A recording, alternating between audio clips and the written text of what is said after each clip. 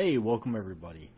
Thanks for tuning in. It's a little late night this time around, so just kind of the way the day kind of rolled out. Didn't have much time to put together a show for you folks for the morning crew, but here we are at a late night radio talk. So here we are, and so something I wanted to actually, I guess, jump on and talk about.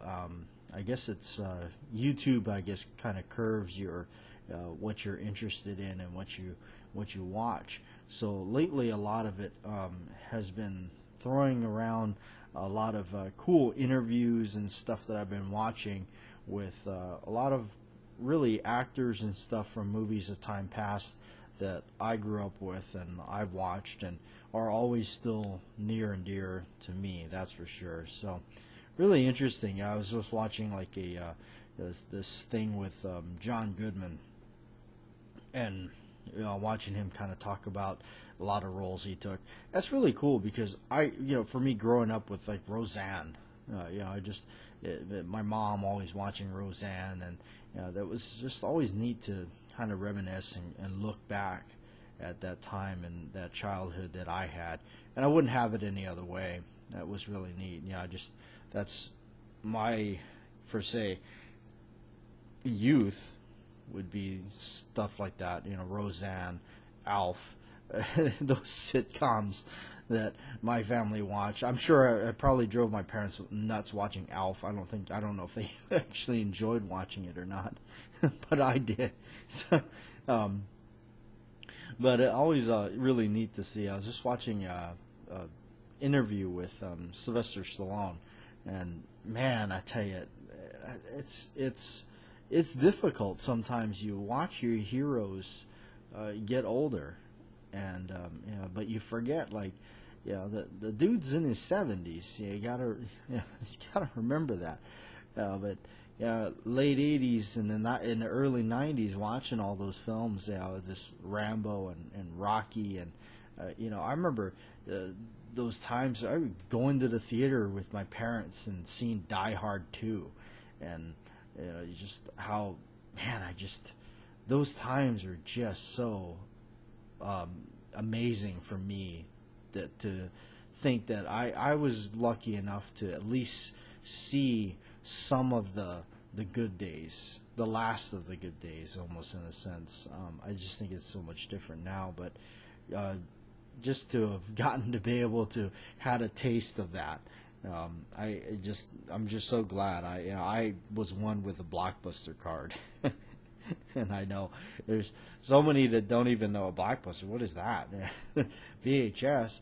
So, but when I was going to school, there was none of this cell phone stuff. I had a Walkman with a cassette tape, and I remember buying one of my first cassette tapes I bought was Bob Seger and a Silver Bullet Band, and then Queen, and a lot of classic stuff. And then, of course, one of my favorites that I had was Bryan Adams' Reckless.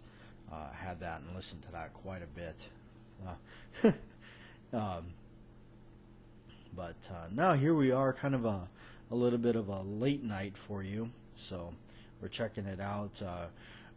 Also, I wanted to touch on something here, because is the latest video that's out there, the Firearms Museum in Tombstone. Silva and I went out there to the Firearms Museum out in Tombstone, Arizona. We actually went out there for the Doc Holliday Days. Kind of interesting play on words, but so we went out there and we're checking it out. It's really neat, and I'm just really, for the first time, really, we kind of went through there and kind of checked it out for the first time. For me, this is my second run through it, and for me to take a little bit more moment and check it out completely, I had no real my idea of Tombstone was definitely different than what it really turned out to be. Not that it was bad or anything, but I had just had this like different vision on what it was going to be. I didn't really realize that Tombstone out here in Arizona is literally like it's like in the neighborhood. It's kind of interesting because like you've got all this stuff going on. You got this stage show going on, and all this attraction that's really just geared for entertainment. And then but it's really neat because they still try to bring everybody to remember the history there. But then right next door you have housings and neighborhoods and streets, and it's like it must be weird living there, or it must be just like, I don't know, like living next to Disneyland in a sense. I don't know, but it was very, very interesting, very neat. I felt like I just had to buy something from there. So as you guys saw my video, Solid Brass, I picked up a set of dice from there that was they're brass, they're solid brass dice. Even though you can just probably pick them up right there on Amazon, but something I bought out there that was just neat to me. So let's talk back on the Firearms Museum out there. So we go out and we're checking it out, and we kind of brush by it, and then we see it, and it's like the guy was closing it up. So I had kind of I was kind of like, wow, I want to really see this. I mean, there's something I really want to go in there. So we walk in there, and now let's say this one first. I have been one that always have made fun of these folks. It's like the old thing where you're driving by, and you see like this thing, this like stop on by into this place, and you get to see the thing. Yes, the thing. And what is the thing? I don't know. Go in there, you pay $5, and you get to go see the thing. And what is it? It's probably like a mummified raccoon or something. But there's something interesting about that. Or come over here and you can pay $20 and take a picture next to Elvis Presley's suit. Is it really Elvis Presley's suit? Probably not. It's probably just some guy with a gimmick that's going on and making that $20 off you or whatever. All right, so now let's fast forward to the Firearms Museum. Here we go. It's $8 to get in there, and the minute you walk in there, and I just kind of wandered in there and started kind of walking around. Now, there's some people that wrote some things about it on the reviews, but here it is. No kidding, the guy is probably drunk, and he says, he goes, are you going to pay the $8 and get a picture with you like Clint Eastwood? That's what he says to me. I said, yeah, I like Clint Eastwood. He says, well, you pay $8, you can take a picture with Clint Eastwood's gun. I said, what do you mean Clint Eastwood's gun? He says, you seen Dirty Harry? Well, I've got Dirty Harry's gun. We bought it from the National Rifle Association's Firearms Museum, and I have it here. So I got really excited. I paid my $8. He opened a case, and there it was, and he had a bunch of photographs in there. He even had the badge in there.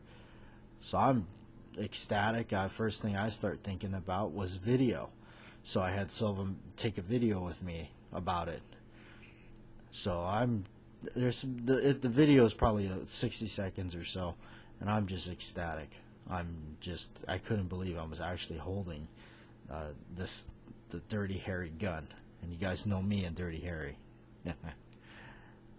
It wasn't until like 5 or so minutes after that I started to think, wait a minute. Now wait a minute here.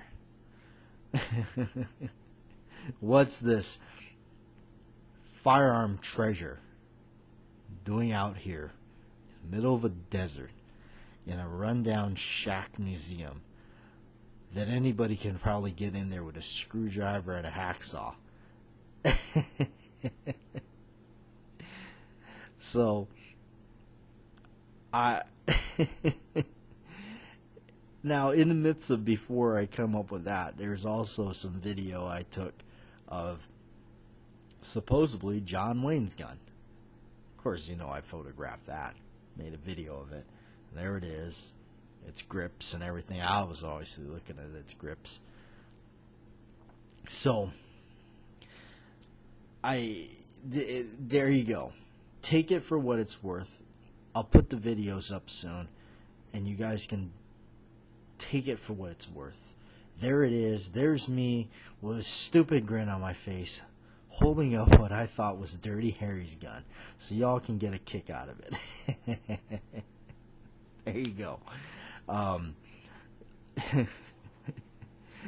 So, you start to think, and I'm starting to walk around this place, and I'm starting to notice there's a lot of grips on a lot of single actions that are the aged ivory. And of course, you guys know that's really that I start getting drawn into that, and I'm like, really, that's really neat, and I want to check that out and all that. So, looking at all that stuff, and I didn't, one thing I noticed about what he considered John Wayne's gun, if I can go back and actually look at it, let me look at the video here myself and just kind of analyze it a little bit. Here, let me turn the, I want to take a look at it again here, and it's a 25-second video. Okay, now, yeah, okay, I'm looking at the video here now, and I'm looking at that thing, and it looks just like my Rooster shooter. And here he's got, in this whole setup here, he's got the holster that supposedly, was worn by the Duke, and the belt, and the cartridge, and all that, and the yellow grips. Rather if those are the actual yellow grips or not. Now here's the odd thing about it. You look at the way it's laid out. It's there's no finger grooves on the other side of on the left side of the panel on the grips, as John Wayne would have had. As far as I know, all of his did have the finger grooves. This one does not. There's the Red River D belt buckle that I have one just like it somewhere in boxes. I bought it off eBay. It's just like a silver colored one with the gold and everything on it, and I can't make out from the video if it says the correct thing on it, the Howard Hawks or whatnot. Let me see here. I'm watching the video again. It's a very short video, so but it's got the eye patch in there and all that, and he's got a belt, and I'm just looking at it and I'm like, I have all this stuff. And then, so again, I'm thinking that's the Rooster shooter that he's got just laying in there. Because the funny thing is, out there in Tombstone, there's a gun shop. There's a couple of gun shops, and they both sell the Rooster shooter.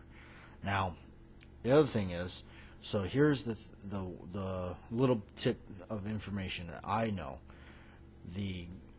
As I was further looking around in the museum, came across, like I said, there's a lot of guns in there with a lot of grips. There's another gun in there that's different, single action, and there's a set of grips on it.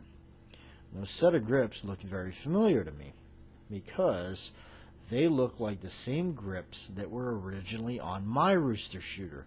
Now, the Rooster shooter that is out now, the grips that are on it are kind of funky. They're the color of mustard, yellow mustard.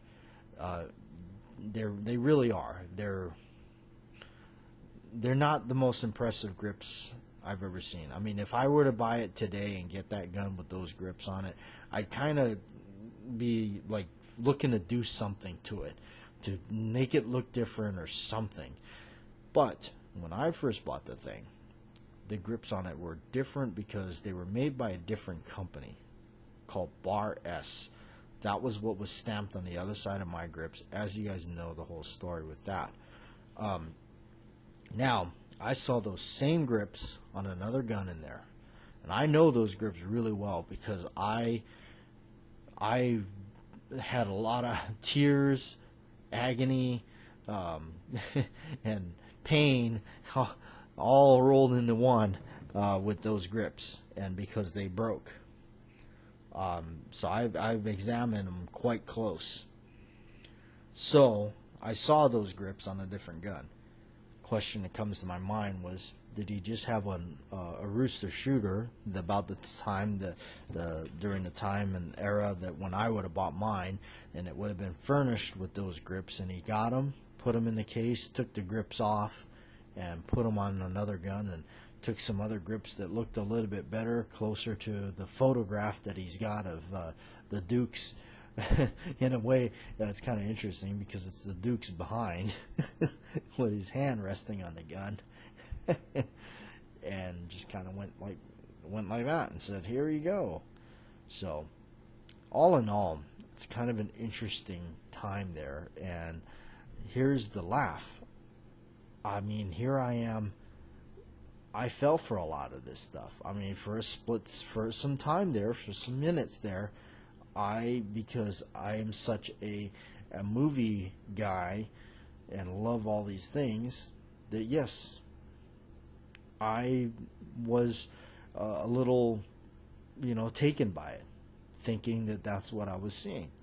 But as we kind of did a little bit of, it was actually Silva that did this, that we thought about, he did a little research on it. The guy that is running or owns this museum out there is good friends with Phil Spangenberger. Phil Spangenberger has connections with the Hollywood props and guns that were used in infamous movies. So the question there remains this.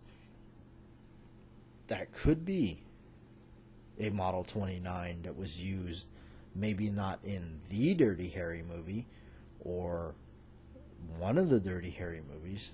Who's to know? Now, there's many, many stories about the Dirty Harry gun. There's many stories. The one I tend to look at is the one that was given by none other than John Milius, the guy that wrote it. John Milius said that after the second movie was completed, he was given and presented a gun with special smooth grips on it, with a placard on it that identified the movie, and John Milius was presented to it with it. And John Milius donated that to the Firearms Museum for the NRA. That's the one that you see Phil Schreier with in the videos, and he's talking about it. It remains a question if that's the one from the movie or not. Now, here's the other thing that John Milius mentions, that during the scene where they're near the cross in the Kezar Stadium or so up there, and this is in the first movie when he first comes face to face with Andy Robinson's character, Scorpio. He takes the gun out of his jacket with his left hand and throws it. According to John Milius, there was somebody waiting there with a cushion. It missed, and it skipped off the concrete. And when you hear that clink, clink, that's the actual gun hitting the ground, according to what John Milius says. So, he even said that with those nicks in it, that would have been the gun he would have wanted, because that was the one that was there. That was actually the one that they had featured in the film. So you can look at it all different ways. Now, Phil Schreier seems to kind of claim that the one that he's got with the placard on the grips is the one. That's the one he claims. Now, who knows? Who knows? Who knows who's saying what? It could be also, maybe part of it is Phil Schreier's trying to kind of, tell a little bit of maybe a little dressing up the story a little bit, that they actually have the real thing, and that could be just to, get people to come in there and come see it and yada, yada, yada. But really don't know. Really don't know. It's hard to tell if that's the one or what. So, anyway, there you go. There's a little bit on that. So, now that you guys have tuned in and listened to this little radio chat here, I'll upload those other videos, or I'll put them up there for you guys to check it out. And like I said, you can be the judge for that, I decided to title them. I did decide to title them differently because of just the mere fact of there's no 100% proof, evidence that it is the one. So that makes me say, well, I'm not going to go and put a video up labeling it that. So here we go. So I have John Wayne's question mark, a double question mark, because we're talking about John Wayne. Maybe not. Screen Used Model 29, Dirty Harry? Maybe. John Wayne stuff? Question mark. Because there you have his boots, his hat, and all that kind of stuff just kind of laying there. Now, why would there be the prized possession of a John Wayne screen used hat as it's being claimed there at the museum in a photograph, that where we very well know that John Wayne's personal effects has gone up for sale for much thousands of dollars. Well, there you have it. Thanks for tuning in. I'm Bat Jack JW. Like, share, and subscribe, and we'll tune in next time.